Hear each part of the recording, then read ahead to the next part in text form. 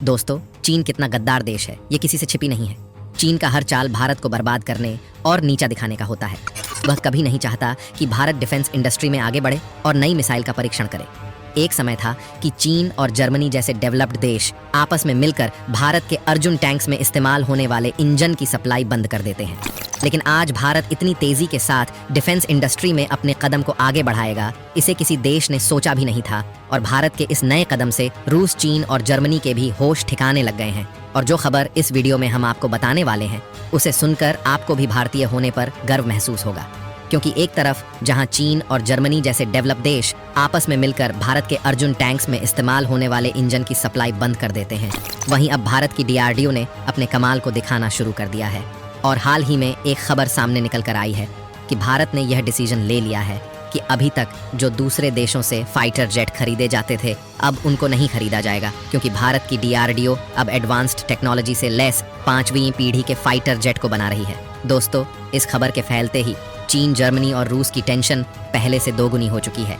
क्योंकि Bharat 5th generation के fighter jet बनाने में जुट चुका है, जिससे इन देशों को यह बात मालूम हो चुकी है कि भारत एयर डिफेंस के मामले में भी नई मजबूतियां हासिल कर रहा है। दोस्तों, हाल ही में एक खबर निकल कर आई है कि भारत की DRDO ने इंडिजिनियस टेक्नोलॉजी पर आधारित अब 5वीं पीढ़ी के फाइटर जेट को बनाना शुरू कर दिया है। और जो फाइटर जेट भारत में इंडिजिनियस टेक्नोलॉजी पर बनाया जा रहा है, उसकी स्पीड सुपरसोनिक क्रूज मिसाइल से भी ज्यादा रहने वाली है। यानी कि जिस तरह से भारत ने मिसाइल के प्रोडक्शन में महारत हासिल कर लिया है और सुपरसोनिक ब्रह्मोस मिसाइल को भारत में पूरी तरह से बनाया जा रहा है, अब उसी तरह सुपरसोनिक स्पीड वाले फाइटर जेट को भी भारत पूरी तरह से इंडिजिनियस तौर पर डेवलप करना चाहता है। वैसे देखा जाए तो भारत में 5th जनरेशन के फाइटर जेट को इंडिजिनियस तौर पर बनाने का प्रोजेक्ट पिछले साल ही डिसाइड किया गया था, लेकिन अभी तक इसकी शुरुआत नहीं की गई थी। लेकिन अब वह समय आ गया है जब लंबे समय से पेंडिंग में पड़े 5th जनरेशन के फाइटर जेट बनाने के प्रोजेक्ट पर भारत की DRDO यानी कि defence research and development organisation काम करने जा रही है। और आपको बता दें कि भारत में जो 5th जनरेशन का फाइटर जेट बनाया जा रहा है, उसका नाम AMCA यानी कि एडवांस्ड मीडियम कॉम्बैट एयरक्राफ्ट रखा गया है, जो कि इंडियन एयरफोर्स की फ्यूचर रिक्वायरमेंट को देखते हुए इंजीनियस डिजाइन पर डेवलप किया जा रहा है। और लेटेस्ट रिपोर्ट की माने तो इसकी सबसे खास बात यह है कि इसे इस तरह से डेवलप किया जा रहा है जिससे यह सुपरसोनिक क्रूज स्पीड को आसानी से एक्वायर कर ले और स्विंग रोल की कैपेसिटी को दूसरे फाइटर जेट की अपेक्षा बढ़ाया जा सके। दोस्तों, पिछले कुछ दिनों की खबरों पर नोटिस किया होगा तो इस मिसाइल के अलावा भी कई सारे डिफेंस इक्विपमेंट का पूरी तरह से स्वदेशी तौर पर डेवलपमेंट भारत के DRDO और कल्याणी ग्रुप के द्वारा किया गया है, जिसमें यूज होने वाले सभी मशीनरी और इलेक्ट्रॉनिक कंपोनेंट भारत में खुद मैन्युफैक्चर किए गए हैं, जो कि भारत की आत्मनिर्भरता के आगे बढ़ने का एक बहुत बड़ा उदाहरण है। और जैसे जैसे भारत डिफेंस सेक्टर में सेल्फ डिपेंडेंट होता जा रहा है, वैसे वैसे रूस, जर्मनी और चीन की चिंता बढ़ती जा रही है। क्योंकि देखा जाए तो भारत अभी तक ज्यादा से ज्यादा डिफेंस इक्विपमेंट फ्रांस, रूस और जर्मनी से खरीदता था। और भारत के अलावा भी जो ज्यादातर अफ्रीका, यूरोप और मिडिल ईस्ट के देश है, वह डिफेंस के मामले में जर्मनी और रूस पर ही डिपेंडेंट है। यहाँ तक कि देखा जाए तो पश्चिम एशिया भी रूस पर काफी हद तक डिफेंस के लिए डिपेंडेंट है। लेकिन भारत की कंपनियां डिफेंस सेक्टर में आगे बढ़ रही हैं, तो अफ्रीका के कुछ देश और सऊदी अरब भारत से डिफेंस इक्विपमेंट खरीदना चाहते हैं। और इसके अलावा आर्मेनिया, जो कि पश्चिम एशिया का देश है, वह तो पूरी तरह से भारत की ओर मुड़ चुका है। और आर्मेनिया ने हाल ही में भारत से 84 की संख्या में ATGS खरीदने का ऑर्डर दिया है। आर्मेनिया भारत से ATGS यानी कि advanced towed artillery gun system खरीद रहा है, जिसके लिए भारत और आर्मेनिया के बीच $155 मिलियन की डील फाइनल की गई है, जो कि भारत के उभरते डिफेंस इंडस्ट्री के लिए मील का पत्थर साबित होने वाला है।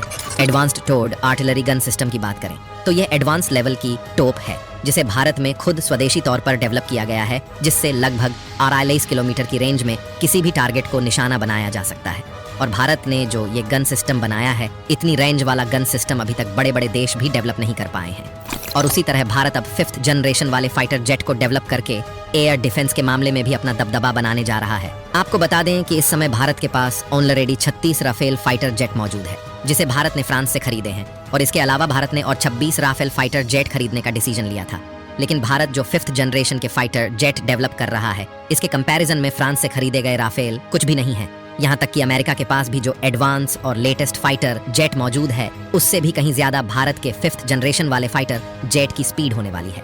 जिससे 5th जनरेशन के फाइटर जेट डेवलप होने के बाद यह भी हो सकता है कि भारत ने जो 26 और राफेल फ्रांस से खरीदने का डिसीजन लिया है, उसे भी ना खरीदा जाए। और देखा जाए तो इस समय भारत के पास राफेल को लेकर कुल लगभग 1700 एयरक्राफ्ट मौजूद हैं, जिसमें से 9 कॉम्बैट एयरक्राफ्ट हैं। लेकिन इसमें समस्या इस बात की है कि ज्यादातर एयरक्राफ्ट विदेश से ही खरीदे गए हैं। बहुत कम ही संख्या में ऐसे एयरक्राफ्ट है जो कि भारत में खुद डेवलप किए गए हैं। अगर बात करें तो इस समय केवल रशिया, चीन और अमेरिका जैसे चुनिंदा देशों के पास ही 5th जनरेशन वाले फाइटर जेट हैं।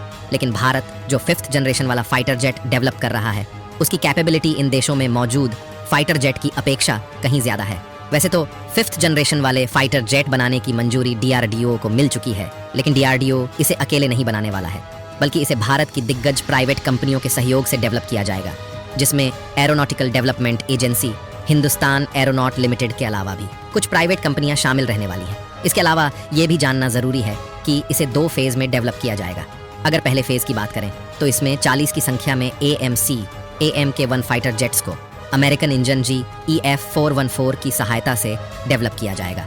और दूसरे फेज की बात करें तो इसमें शुरुआत में 150 और एडवांस फाइटर जेट डेवलप किए जाएंगे, जिसमें भारत में बनाए गए हाई थ्रस्टर वाले जेट इंजन का उपयोग किया जाएगा।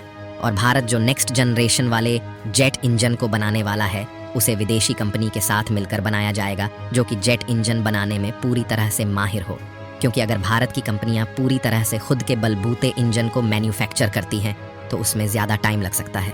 तो दोस्तों, आज के वीडियो में बस इतना ही। आपका क्या राय है इस वीडियो को लेकर? अपनी राय कमेंट में ज़रूर बताएं। धन्यवाद।